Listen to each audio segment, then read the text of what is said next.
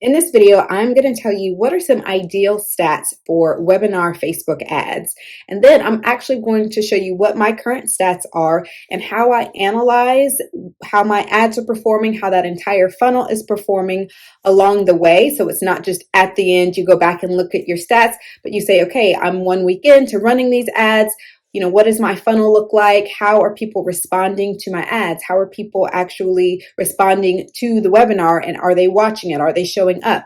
So stay tuned. So it's 7 p.m. I had just called it quits for today. I had gone downstairs to thaw out the turkey meat. I'm actually making Salisbury steak with turkey meat. I don't know. I have not done that before, but I like to try new things because I cannot stand to eat the same thing over and over again. I have to have something new. My husband would love that if I just made his favorite meals 5 days a week and just repeated that, but I can't do that. Anyway, as I was doing that, I thought, you know what, while this meat is thawing out, I think I'm gonna run back upstairs and record a video on how I am just analyzing my current campaign. It's a webinar campaign and I've been running it for about a week. And so I thought, now I feel like I have enough data to really take a look at it to see, where am I in terms of, tracking towards my goals. I just wanted to go through it with you and let you know just what the thinking process is. Like, how do you save a campaign, or how do you, basically keep going even when you may not be hitting all of your targets at certain points of your whole campaign. So this particular webinar campaign is supposed to run for 3 weeks from, let me see, the 5th through the 23rd. So it's about 3 weeks. And it's been running for actually 8 days at this point because it started on a Monday and this is the evening of a Monday. And so again, I just kind of felt like I had enough information to really go in and say, what needs to be tweaked, or just what do I need to do to push this forward towards the goals if what I currently have in place is not doing that. So I'm going to kind of show you the data that I looked at to kind of get me started on even determining where I was. So I'm going to record this so that I can put it on the screen and show you. So I always say that click-through rate is really important, right? Because that click-through rate is going to let you know, are people even interested in this particular offer? My offer on my Facebook ad is the webinar. So the webinar, you can kind of do it 2 ways. I always optimize for leads just because I feel like it counts more of the leads. Because I have my API conversion set up, I believe it's automatically tracking for complete registrations, but it does not count everybody. I'll be honest with you, I don't love the API conversion. It's too automated for me. It's like they get to choose what your event is, and they, meaning Facebook and your website host or provider, right? For me, it's Kajabi.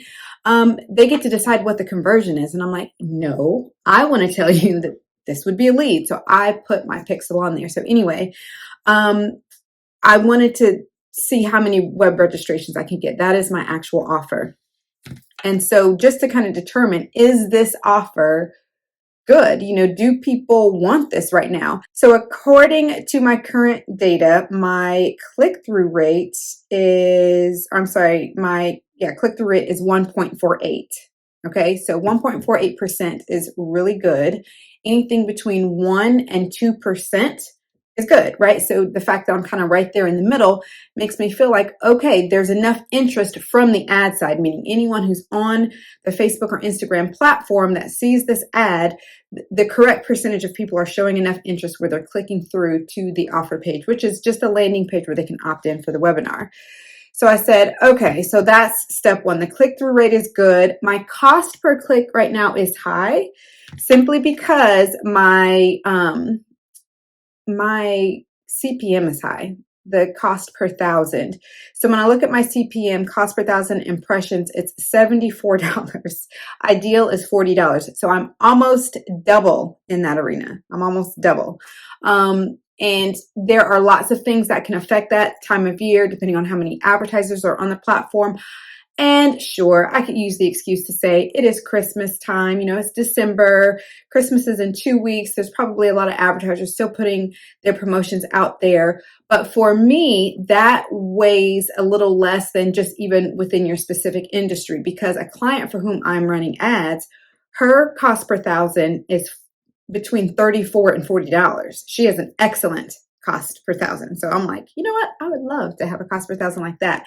So some of it to me is just my industry. I help people to grow their business online. That is a booming industry. There's just a lot of people in that niche who grow businesses online, and then even further with Facebook ads. So if I'm on that platform, on the Facebook and Instagram platform, and I'm promoting Facebook and Instagram ads, there's just a lot of people, you'll find that. So you might even, like if you're over on YouTube, you see a lot of people teaching how to, use YouTube ads. So do you see what I mean? Like there's more competition simply because I'm on the platform that I am teaching about. And I do believe that impacts my cost per thousand, period. And there's only so much I can do about it other than improve my ad, obviously, because a more engaging ad is going to improve that. But the fact that yes, I am paying $74 for it to be shown to 1,000 people. Great. But when it gets shown to those people, are they clicking? The answer is yes. I do have an excellent click-through rate. So now that I've kind of solved what's going on the ad, on the platform, the idea is, well, is it converting at a profitable rate? I would have loved to see a $10 lead. Okay. My leads started out as $10 and it started to creep up to about probably just slowly $12, $14, $15 right now. It's probably at about $17 simply because I did add in a retargeting campaign, which is good. It's got kind of an awareness campaign where I've got video view ads and then I'm retargeting anyone who actually watches a through play of that video, but it's the same video on my conversion ad. So basically anyone who consumes at least 15 seconds of that video, I'm getting back in front of them, and I'm getting probably the most affordable leads that way, but the video view ad is just increasing my cost. So I'm looking at everything I'm paying for my ads and it's costing me with everything together about $17 per lead. Not ideal, just not what I wanted. So I thought, okay, so what I need to do then is if I'm not going to restart this ad, I feel like I'm a little too far along, even though I have 2 more weeks, I feel like I'd have to re-optimize the ad. So I'm like, what else can I do to increase, what's happening here, meaning have more people who convert so that it just makes it profitable on the back end. So then the next step is the conversion, right? While I am getting leads at about $17, ideally you want a 20% plus conversion rate on your offer, the offer that's going from the Facebook ad. And right now, based on the number of people who have clicked and the number of people who have actually gone on and registered for the webinar, it's at about 30%. So am I in a good zone? Yes. I prefer 40 to 50% conversion rates on any kind of like lead conversion ad. But because this is a webinar, I have to keep in mind everyone is not necessarily going to be interested in watching a webinar, even if they're interested in what you're talking about, what you're offering. So I thought maybe I need to feel good and okay with a 30% conversion rate. But again, when that conversion rate is lower, then you have to say, well, where else can I make up for that? Okay. So my first few checks were fine. I've got an excellent click-through rate. My conversion rates of people who are actually opting in for the webinar is decent. But I would like to see a cheaper price. So then I said, well, what do I need to do? How can I make sure that this whole campaign isn't for naught, right? And then I started to think, do I shut off the ads for the webinar and just start retargeting them towards the actual offer? Because that was the other thing. When I looked at my webinar data, that's the next piece, and I'll record that so that you can see it as well. So let me just go to my page views. So it's at every single step, you have to check your data and you have to be familiar with, number one, what kind of stats should you be looking for? And number two, if something isn't where you want it to be, now what? What do you do next? It's never a give up. It's like, okay, how can I flip this? Where's my pivot? What is the pivot that needs to happen in order to either save this campaign or, cut the loss for here and say, my next step is going to be this instead. Okay, so the next part was just, how many people are actually watching the webinar through to the end. The way I have my webinar set up through Kajabi, it is not a webinar that is auto play, or it's not like Webinar Jam or anything where it sends up everything I set up manually. So basically, once they opt in, they immediately get sent to the webinar page where I have a deadline funnel. So the deadline funnel gives them 48 hours to watch the webinar.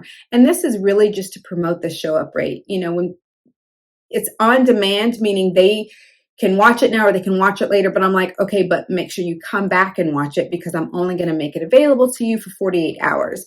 And that again is to encourage people to go ahead and watch it. And I struggle with that a little bit because I don't want it to be forceful, like, oh, it's going to run out. It's not about time running out. And it's not about, making it kind of this ridiculous sense of urgency. It's just like, if I don't put a time behind it, you might not come and watch it, right? So if this at all is a priority in your business for you to learn how to grow your sales and your revenue, then you may want to return to this, within this time frame. So it does help me to qualify those people and say, well, who was really interested? Who actually made the time to come and watch it? Because I didn't force them to watch it right away, even though they could. I gave them 48 hours. And if they took that time, that lets me know who's a little bit more serious. So out of those 25 opt-ins that I got, I'm going to click here to see. I can go on the page, and this is what I recommend that you do. I can look at the stats for the video. So however you set up your webinars or whatever, just make sure that you're able to see how much of it are they watching? Where is it that they're dropping off? How many people are actually completing it, right? So when I look at it, I can see that some people were watching up to 5 minutes here. It's about a 30-minute webinar. This particular person watched 100%, and where there's like overlap, it shows where they were rewinding it and watching it again. So I can go back to my video and say, okay, what was that piece? Why did that cause them to want to rewatch it? And so that's just information for me later that I can use to say, okay, that message really resonated with them. This person got all the way up to 87%. What was happening at that point in the video that they stopped watching? Had they heard everything that they needed to hear? Most likely that's the part where I did the pitch. I do pitches that are, I don't know. I don't do anything super crazy strong that makes people feel uncomfortable and forced, because I don't like to be forced. I don't like anything pushy. Either I'm going to buy your product or I'm not. Okay. Like, I don't need you in my face. So in other words, I just continued down the line to check the data to see about how many people, were watching the majority of it. And so I could get a real gauge, because here's the thing. You can say, that, I had 25 opt-ins and then try to take a percentage of that. Okay, sure. But you need to make sure how many people out of those 25 or whatever your number is actually watched the webinar, right? And so when I look at the data, it's really 1, 2, 3, 4, 5. I mean, I could continue to load more data, but there's a limited number of people. So about 25% of them, which really is the typical show up rate these days. You might get 20% of the people who register for your webinar. Let's say if it was a live webinar, you might only get about 20% of them to show up. So with that, 25% of the people who opted into my webinar actually watched it. That's a decent stat. So do you see how I'm doing my checks and balances and recognizing, okay, this is working, like meaning they're showing up at a rate that's typical. So what next then? Then it becomes like, well, truthfully, could I just scale this and send more people through if about 20 to 25% of them are actually watching it? Okay, so my train of thought is going to be a little off. I just took a really important phone call from my sister, and we were on the phone for almost an hour. So I'm trying to get back into the groove of what I was saying, but I know I was just talking about the webinar. But here's the next steps. Basically, just understanding what my goal was with the webinar and recognizing that some of these might just be ultimately leads that I'm warming up for the long term. So I don't have this unrealistic expectation for all of them to convert or for this huge percentage of them to convert. But I am looking to extract out the people who are ready now, right? And to look at how can I do that. So going from where the webinar was and having a kind of a 25% show up rate, ultimately what I decided is to keep going with the current ads because I already had a budget set aside of $1,000 for this campaign. It was really like a 2 to 3 week campaign anyway. So I'm going to keep that going. And what I would like to do is to get back in front of the people who are currently engaging in that campaign and take them to that next step to say, okay, whether you watched the webinar or not, my end goal was not for them to watch the webinar. My end goal is for them to convert as a client who really, is ready to start their Facebook ads journey and would need some support with that. So I decided to look at a way that I can do that. And I came up with really just a 3-stage process. So we know in a 3-stage, process, you've got the awareness stage of the customer journey where they're just getting to know who you are. And then you've got the consideration stage where they're considering, is this the right business for me? And then the decision phase where they actually decide, whether or not they're going to take you up on your offer right now. So stage 1, what I'm considering to be stage 1 is the ad, the original ad for the webinar. So anyone who has watched at least 15 seconds or a through play of the video on that ad is now aware that I'm here. Now, here's the thing. I kind of went through and I thought I have a very, I have a decent sized warm audience, the people who are leads, but also just people who have been watching my videos over the last couple of months that are still tied basically to the same type of offer. But in order to really make the budget count and to recognize that I've got people who are currently engaging with this content, right? Those are the people that I'm going to do this next 3-stage ad to. So stage 1 of awareness is just anyone who watched the webinar video. So they've already done that. So stage 2, where I'm taking them through that decision phase, this is where I kind of do the first area of awareness, that's the know, okay? The like and trust factor for me comes in at stage 2, where they're really starting to consider, I think I said decision before, where they're starting to consider your business and say, is this the right thing?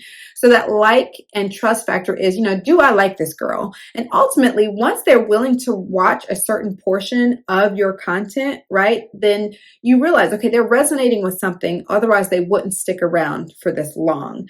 So my stage 2 ad, I am looking at it being more of a longer video. My original ad, my stage 1 ad, which is for the webinar, it's about 40 seconds. It's like 40 seconds. So a through play, is 15 seconds, but 100% is like 40 seconds. So anyway, the next ad I would like for it to be, and I've kind of jotted down my notes for it. It's going to be about 1 to 2 minutes long. And during this is really going to be like the type of content that you would find on a sales page, right? So it's taking them through that full process of, connect with them, making sure that they can self-select. And during this process, further qualify them, making sure that they are actually somebody who's qualified for my offer. So I have to make sure that I put that into the content. So connect with them, allow them to self-select and to say, yes, she is talking to me, explain to them what the process is. So this is the authority part of the content where it builds the trust. Okay, she knows what she's talking about. That does sound like that is something, that would help me. I do understand what her process is and what it is, what this offer actually is. And again, this bypasses the webinar. So this is no longer talking about the webinar offer. This is talking about my actual coaching and consulting service.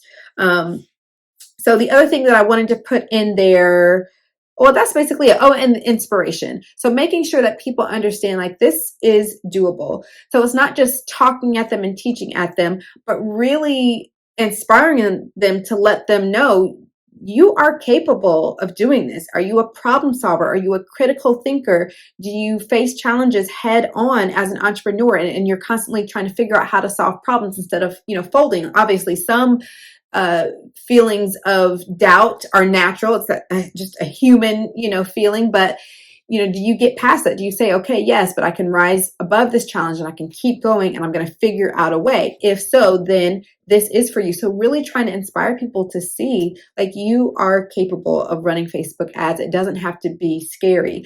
But here are some other things that would further make you qualified. Do you have the budget? Do you have a place where you can get the money from to spend on your ads?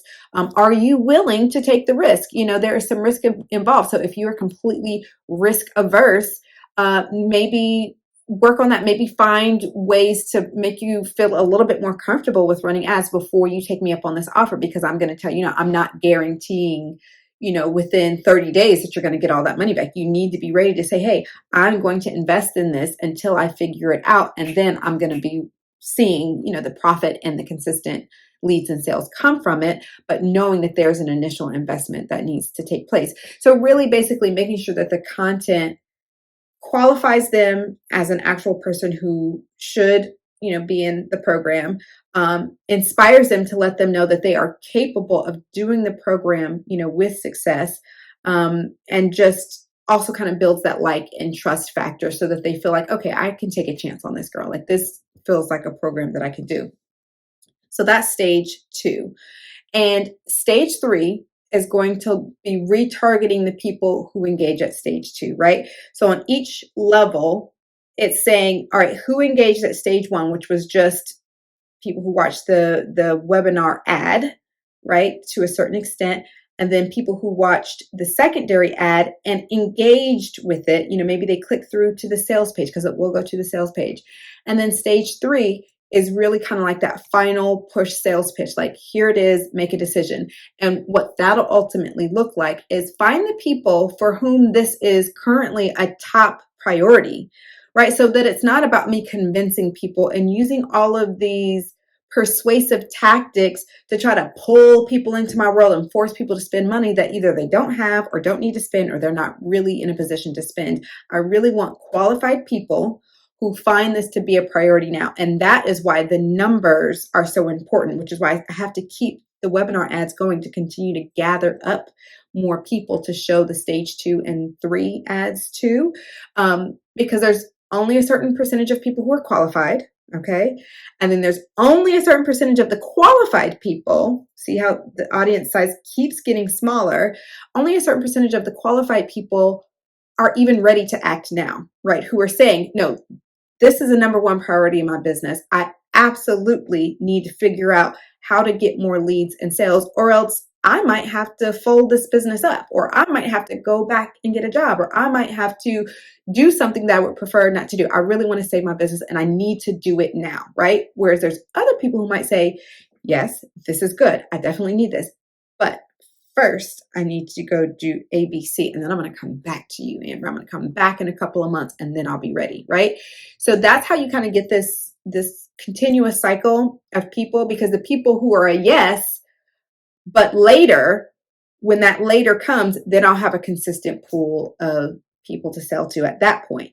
So I really have got to get the numbers of qualified people who are ready right now, and then basically take them through that customer journey with my content, with my ads. The webinar itself has done part of that by really kind of building up the like and the trust factor there. So being able to get back in front of them with some very targeted content with my ads is going to kind of further give them opportunity, of course, through email as well, but for them to make that decision and for them to determine, is now the time.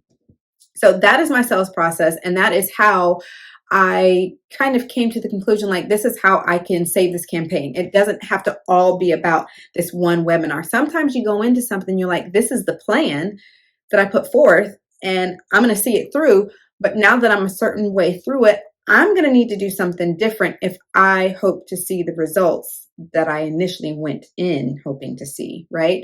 I'm just trying to think of what else can I do? And the what else that you can do needs to be based on data. It can't and should not just be, I need to do more. I need to, go live every day. Maybe that'll generate some more interest, because I feel like that can end up burning you out, you thinking that you're not doing enough. Whereas when I looked at my data, I'm like, these numbers are actually good. Like, it's what's the more that I would do with this? And so it's like, okay, based on this data, people are interested in this topic. They are watching the webinar at a rate that makes sense. So if I don't see how this is going to pan out to my goal, then what else that can I do that does make sense, that is going to take them on that journey, right? So I just wanted to share that with you, how I kind of look at my data to make those decisions while I'm mid campaign. I'm about a third of the way through this campaign, and just wanted to see what next. You don't want to wait to the end and it be like a complete, backwards view, hindsight 2020, of course, always. But when you're right in the thick of it, what data do you have that you can use to make better decisions about how to pivot, how to really, get everything out of this experience, out of this campaign, that you can, in order to meet your monthly goals?